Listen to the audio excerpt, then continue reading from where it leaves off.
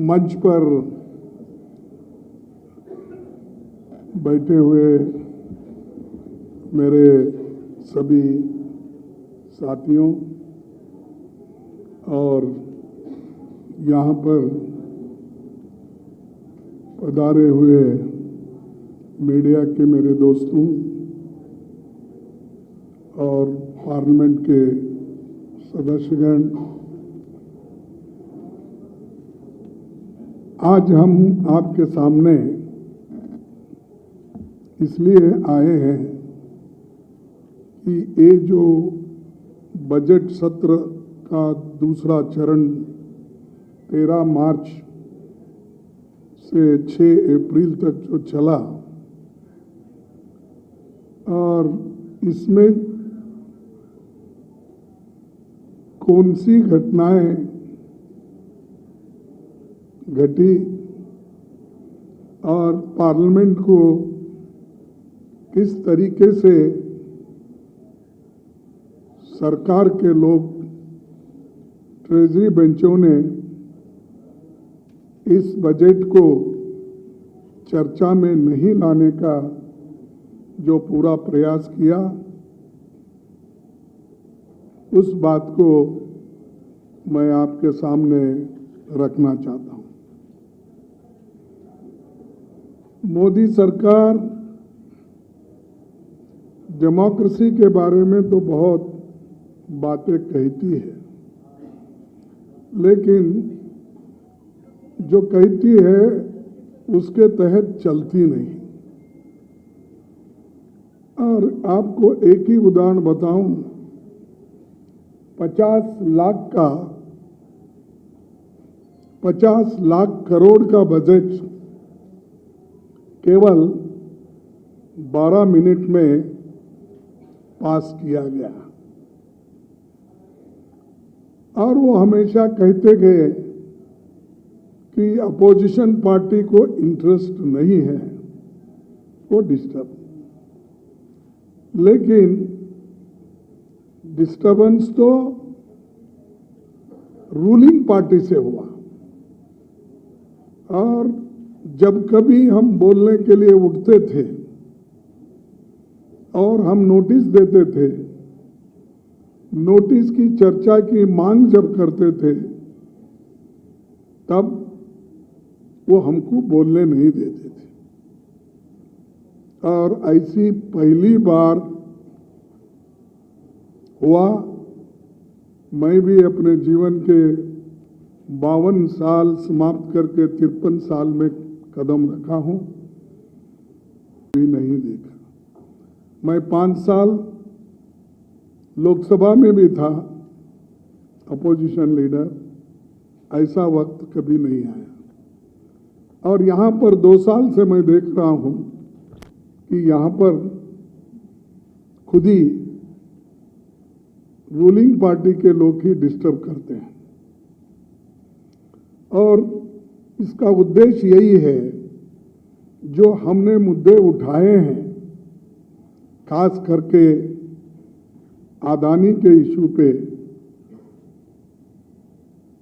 सारे 18-19 पार्टियां एक होके एक कॉमन मुद्दा था कि अदानी को इतना महत्व क्यों दिया जा रहा है और अदानी की संपत्ति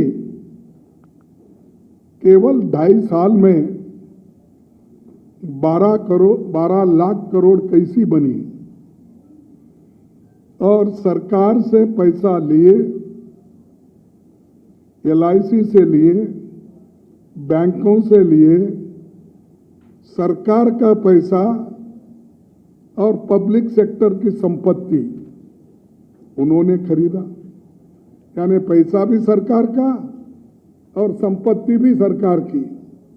तो उसको अमीर बनाते गए 2.5 साल में इतनी बड़ी संपत्ति वाला आदमी देश में या विदेश में कोई नहीं होगा शायद।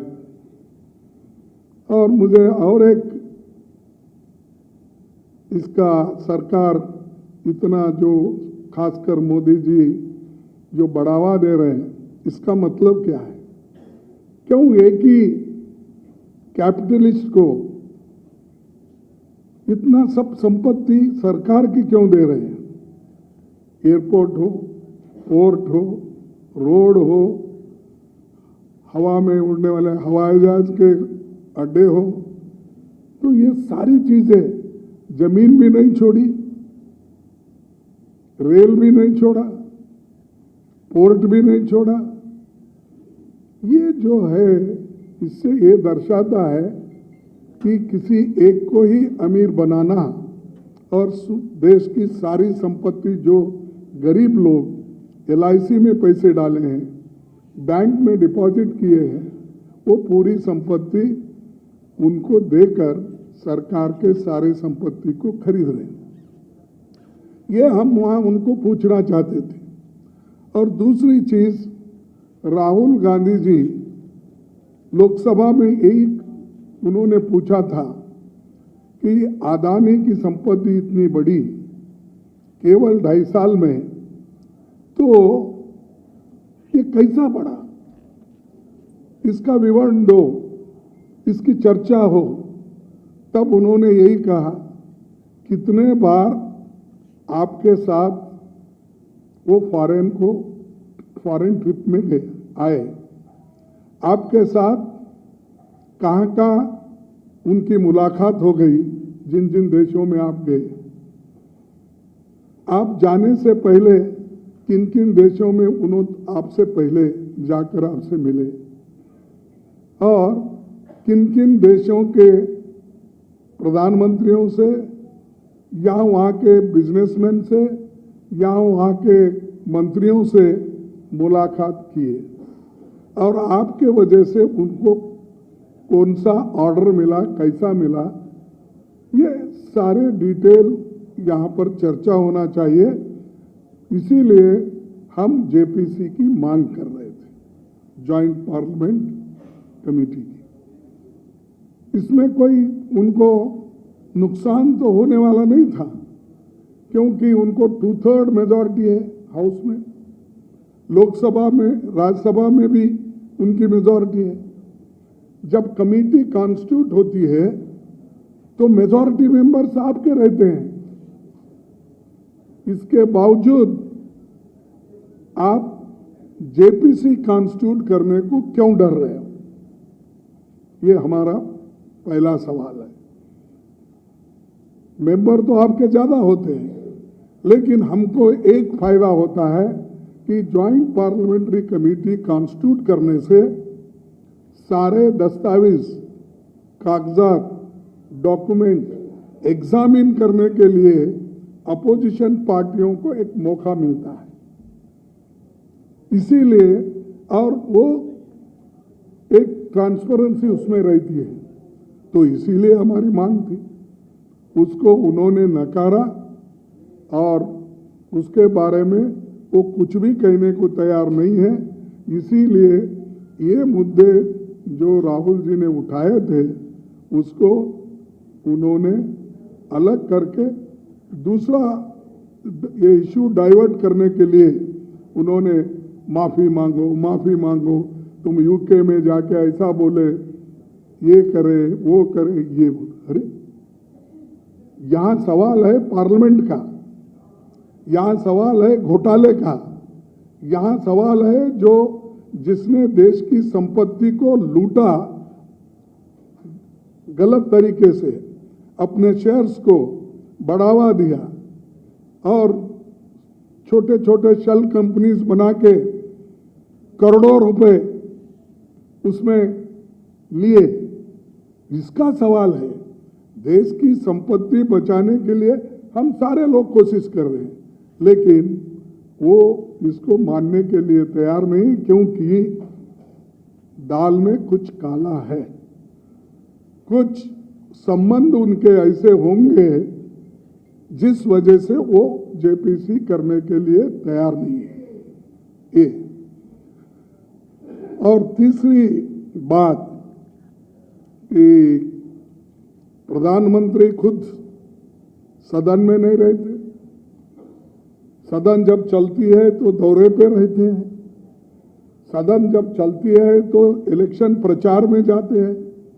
ऐसा कभी नहीं हुआ, कोई भी नहीं किया ऐसा। कभी एकादा कोई अर्जेंट वर्क है तो तब एक दो दिन के लिए जाते, लेकिन हमारे प्रधानमंत्री तो जैसा वो कहते हैं कि सुब्रमण्यम सारी दुनिया का चक्कर लगाया और उसके बाद भी उसको जो मिलना था नहीं मिला, तो गणपति को मिला, ऐसा बोलते हैं। क्योंकि गणपति बैठे जगह बैठा और वो बोला तो सारी दुनिया यहाँ शंकर के पास, पार्वती के पास है, तो तुम तो दुनिया भर फिर क्या है, मैं तो यहीं बैठा हूं। तो इनका उद्देश्य क्या है कि बाहर फिरते रहते हैं, लेकिन पार्लियामेंट में जो आंसर देना, लोगों को बताना और लोगों के लिए जो डेवलपमेंट काम करना, इंफ्रास्ट्रक्चर काम करना, इसके बारे में वो तवज्जो नहीं दे रहे। पुराने रेलगाड़ियों को नए इंजन लगा के हर जगह हरी झंडी फहराती। अरे मैं तो एक ही साल में 27 ट्रेन छोड़े थे, वाराणसी को और वैष्णो देवी को, और उसके बाद हमारे राजस्थान में अजमेर को। हमने कभी हरी झंडी लगाकर प्रचार नहीं किए। वहीं पर वही इसमें अब दिल्ली से हरी झंडी एक भाषण, मंगलूर को हरी झंडी एक भाषण, और चेन्नई बॉम्बे से एक हरी झंडी भाषण, भोपाल वो एक। अरे एक रेल छोड़ने के लिए आपकी जरूरत है, वहां का एमपी है, वहां का इंचार्ज मिनिस्टर रहता है, लेकिन इन्हों जाके प्लेटफॉर्म में लंबे करके दूसरे कोई काम नहीं किए। मैं एक ही स्पीड से इतना काम, क्या पटरी भी आप ही डाले थे क्या? हाँ, ऐसा कोई एक नया योजना करके आप अगर, जैसा कि पीर पंजाब हमने किया था, पटरी भी डाली थी, टनल भी खोदा था, अरुणाचल का हमने किया था, सब कुछ। लेकिन इनको हमेशा आदत है कि ये अपना इनॉग्रेशन होना, भाषण होना। तो भाई भाषण से पेट नहीं भरता, लोगों को राशन की भी जरूरत होती है, उसके तरफ ध्यान दो, ये हमारा कहना था। और चौथी बात ये है कि कोई खास करके राहुल गांधी जी के बारे में इसलिए बोल रहा हूं, जो हिंडनबर्ग रिपोर्ट के बारे में उन्होंने अपनी बात रखी थी, उनको डिस्क्वालीफाई एक सूरत के कोर्ट के ऑर्डर से 2 साल की जो सजा हो गई थी, हुई है, उसको इतना लाइटनिंग स्पीड से उन्होंने डिस्क्वालीफाई कर दिया। मैं आपको एक केस बताता हूं अपने इसका गुजरात का। एक गुजरात के एक एमपी ने, जिनका नाम है बीजेपी के अमरेली, हाँ, अमरेली एमपी नारायण भाई कचाड़िया, उनको तो लोकल कोर्ट ने 3 साल के लिए कन्विक्ट किया, लेकिन डिस्क्वालीफाई नहीं करे इमीडिएटली। फिर उसके बाद उन्होंने क्या किया था, एक शेड्यूल कास्ट डॉक्टर्स को 20 लोग जाके तमाचा मारे, उसको गालियां दिए, हमने फोन किया था तुम नहीं उठाए, और वो बेचारे का अपराध कुछ नहीं था कि वो दूसरे पेशेंट को देख रहा था और फोन साइलेंट में थी। तब उन्होंने खुद आकर उसके ऊपर हमला किया। जब 3 साल का उसका कन्विक्शन हुआ तो सेशन कोर्ट ने उसको जो सेंटेंस नीचे दिए थे वही अपहेल्ड किए, उनका अपील रिजेक्ट हुआ। फिर उसके बाद में वो हाई कोर्ट में चले गए, वहां भी वो रिजेक्ट हुआ। उसके बाद में उन्होंने सुप्रीम कोर्ट में गए, वहां पर उनको पनिशमेंट ही हुआ, 5 लाख रुपए देना और कुछ माफी मांगना, ये उन्होंने कहा। यानी कन्विक्टेड, 3 इयर्स कन्विक्टेड, उसको 16 दिन का टाइम देते हो, लाइटनिंग स्पीड में उसकी अपील डिस्पोज आप करते हो, और हम यहां पर अपील डालते हैं तो उसको 1 महीने का टाइम एक्सटेंशन दे रहा है। तो ठीक है, हम कोई जुडिशरी के ऊपर कंप्लेंट नहीं करना चाहते, जो भी उन्होंने कहा है उसका स्वागत करते हैं, हम लड़ेंगे कानून के तौर से। लेकिन आप देखिए, एक आदमी को 3 साल की सजा होती है, उसका डिस्क्वालिफिकेशन नहीं होता है इमीडिएटली, और एक राहुल गांधी जी को 2 साल की सजा होती है डिफेमेशन केस में, क्रिमिनल केस में नहीं। तो उनको आप लाइटनिंग स्पीड में डिस्क्वालीफाई करते हैं, नोटिफिकेशन निकालते हैं। तो ये डेमोक्रेसी है? अगर कोई गए नहीं, हमारे देश में रूल्स के मुताबिक, कॉन्स्टिट्यूशन के मुताबिक, बिजनेस एडवाइजरी कमेटी के मुताबिक अगर नहीं चल रहे पार्लियामेंट, अगर कोई कहे तो ये गुनाह है, और ये दिखता है। लेकिन मुझे मालूम नहीं इसको किस ढंग से हमारे मीडिया के दोस्तों लेते हैं, वो मैं उसको ज़्यादा बोलने नहीं जाता। और इनकी जो ये हो गई, 23 मार्च को कोर्ट ने ऑर्डर दिया, 24 को लोकसभा सेक्रेटरिएट में आया, और 28 को लोकसभा सेक्रेटरिएट ने नोटिफिकेशन निकाल के यहां तक बोला कि राहुल जी अपना रेसिडेंस भी खाली कर लो। ये है न्याय, इसके लिए हम लड़ रहे हैं, न्याय के लिए लड़ रहे हैं, डेमोक्रेसी के लिए लड़ रहे हैं, हम संविधान के तहत चलो इसके लिए लड़ रहे हैं। और हमने जो कानून, बिजनेस एडवाइजरी के जो बिजनेस रूल्स होते हैं उसके तहत हम चल रहे हैं, लेकिन मोदी सरकार उसके तहत चलना नहीं चाहती। और हमारे मुद्दे बहुत थे, हम सभी, मैं सबको धन्यवाद देता हूं, हमारे जितने भी अपोजिशन पार्टी के लीडर्स हैं यहाँ बैठे हुए, सबको आई कंग्रेचुलेट देम।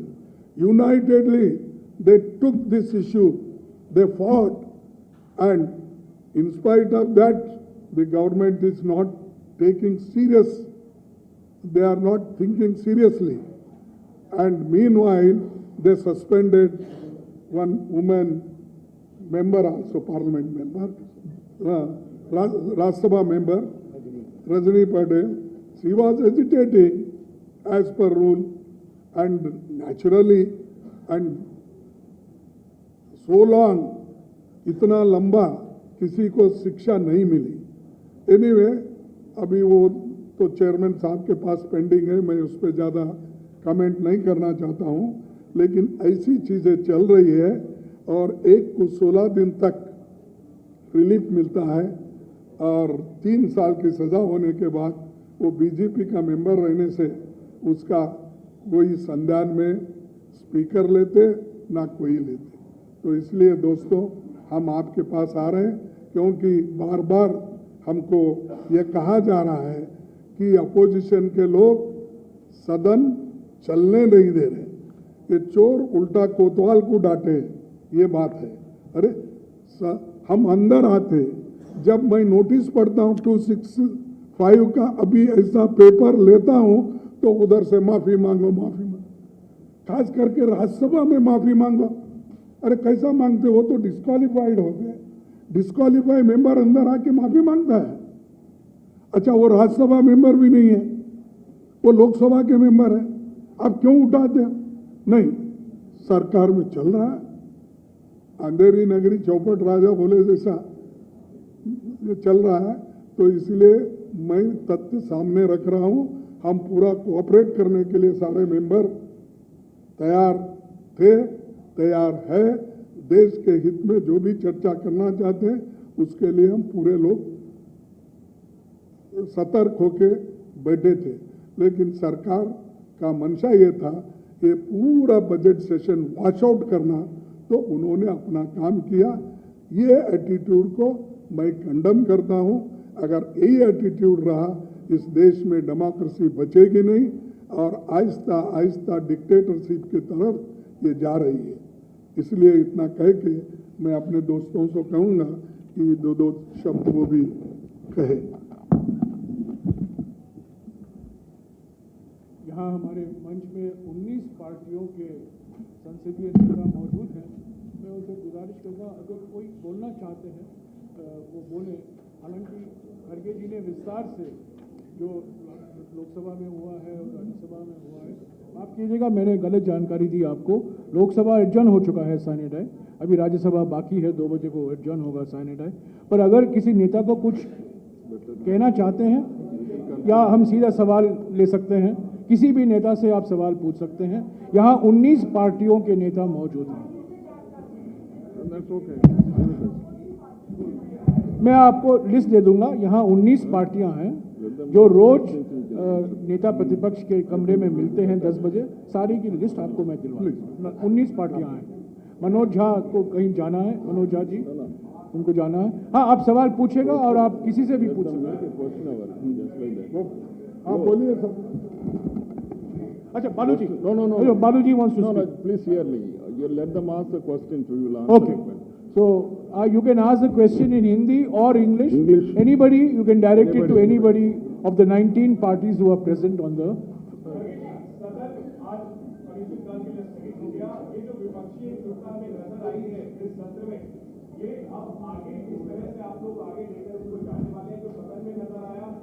जो नीति का वो जमीन पर नजर आएगा।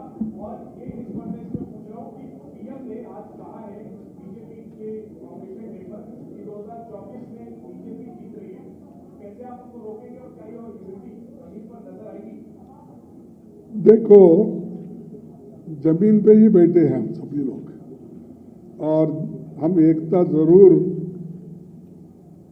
लाएंगे। लाने की तो पूरी कोशिश हो गई है। हमारे इश्यूज देश को बचाना, देश में एकता रखना और देश के एकता और अखंडता के लिए काम करना और डेमोक्रेसी और संविधान के लिए हम सभी बद्ध हैं। अब मोदी साहब बोलते हैं तो शायद उनको ग्राउंड लेवल पता नहीं लग रहा होगा कि लोग बेजार हो गए इन्फ्लेशन से और लोग बेजार हो गए अनएम्प्लॉयमेंट से, लोग बेजार हो गए जो ये डेमोक्रेटिक पद्धति में उन्होंने अपना बदलाव लाया है। तो इसीलिए वो कहते रहते हैं, लेकिन हम अपना काम करते रहेंगे।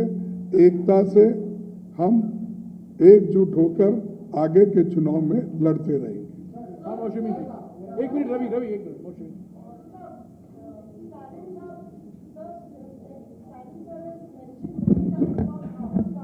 Yes. Yes.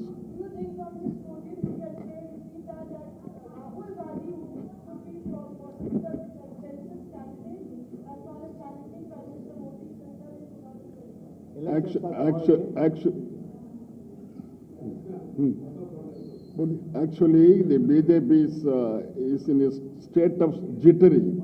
That is why they want to have the head of Rahul Gandhi. After the Bharat Jodo, this BJP and the association of the ruling party people, they are very much afraid of Rahul Gandhi. That is the main thing for all those happenings in the parliament for the past 15 days. Because of their hegemonical attitude and they have disturbed the house, and it never happened. This is the first time wherein the ruling party has gone for upsetting the running parliament. This is very sad. This is the first time in the history of the Indian parliament.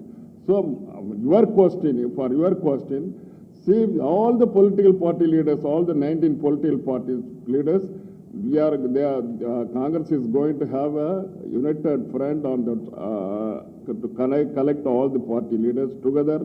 Party leaders mean not parliament party, leaders outside the real party leaders, they will unitedly decide the things what we wanted to have it.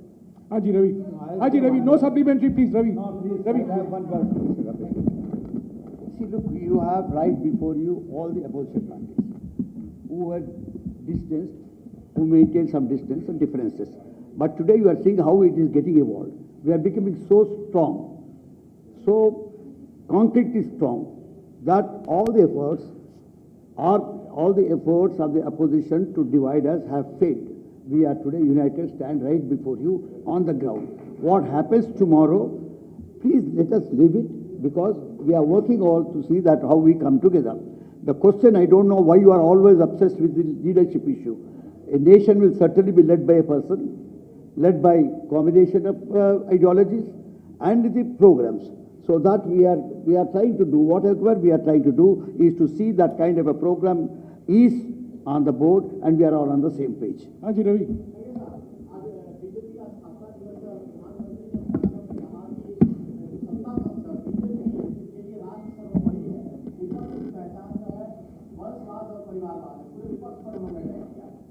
वंशवाद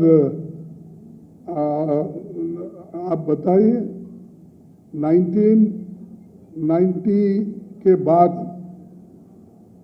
कोई गांधी परिवार का prime minister बना है, कोई minister बना है? हाँ, बताओ। चुप, आपको कोई सब्जेक्ट नहीं है, इसीलिए कहते हैं गांधी परिवार, गांधी। अरे गांधी परिवार तो ना मिनिस्टर बने, ना प्राइम मिनिस्टर ने, और गांधी परिवार के लोग जब एजिटेशन करते, देश को जोड़ने का काम करते हैं, भारत जोड़ने का काम करते हैं, तो उनको आप डिस्क्वालीफाई करते हैं। जो शेड्यूल कास्ट को मारता है उसको 16 दिन टाइम देकर बहाल करके सदन में लाते हो, और जो देश के लिए लड़ता है, मरता है, धूप में, छांव में, बारिश में, बर्फ में, उसको आप गांधी परिवार, गांधी परिवार। कहाँ है गांधी परिवार? गांधी परिवार तो लड़ते रहते हैं, मजा तो दूसरे लोग कर रहे हैं, और जो मजा कर रहे हैं वही बात बहुत करते हैं। हाँ, चलिए 1 minute, Hasan.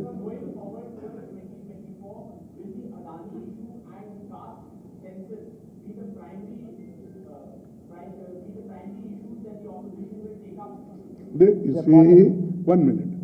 All issues we'll discuss in common platform later on, our party presidents. Now we are parliamentary leaders, and we will we have come here to apprise you what has gone in parliament. So that business we are telling before you. Rest we'll speak when we meet all our program, and caste census is one of our foremost agenda, that we are for that. Okay, thank you.